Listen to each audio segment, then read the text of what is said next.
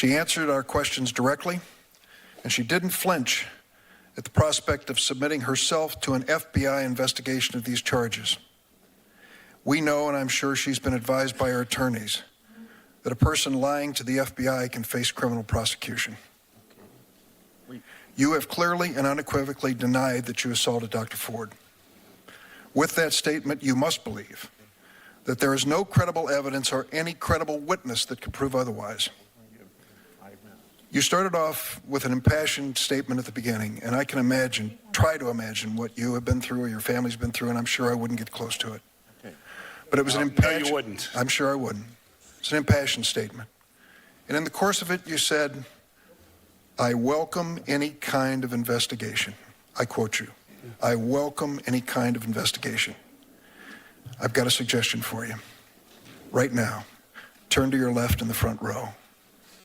Don McGahn, counsel to President Donald Trump, ask him to suspend this hearing and nomination process until the FBI completes its investigation of the charges made by Dr. Ford and others and goes to bring the witnesses forward and provides that information to this hearing.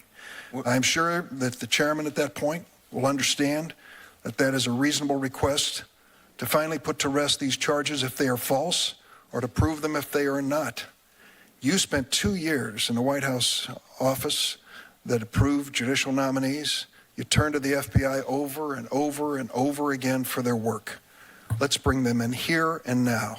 Turn to Don McGahn and tell him it's time to get this done. An FBI investigation is the only way to answer some of these questions. Stop the clock. This committee is running this hearing, not the White House, not Don McGahn, not even you as a nominee. We are here today because Dr. Ford asked for an opportunity here. I know you did too as well. In fact, maybe even before she did. We're here because people wanted to be heard from charges that they all thought were unfair, or activities like sexual assault was unfair.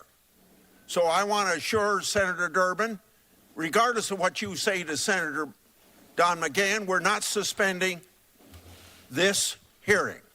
Proceed to answer the question, or whatever, or if the gentleman... I'll just say this. If you, Judge Kavanaugh, turn to Don McGahn and to this committee and say, for the sake of my reputation, my family name, and to get to the bottom of the truth of this, I am not going to be an obstacle to an FBI investigation, I would hope that all the members of the committee would join me in saying, we're going to abide by your wishes and we will have that investigation. I welcome whatever the committee wants to do because I'm telling the truth. I want to know what you want to do. I'm telling the truth. I want to know what you want to do, Judge. I'm innocent.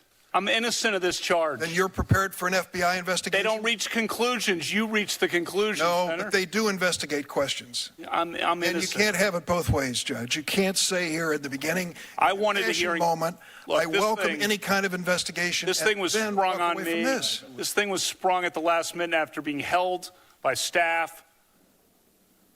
You know, Judge, and I called for a hearing immediately. If there is no truth to her charges, the FBI investigation will show that. Or are you afraid that they might not? No.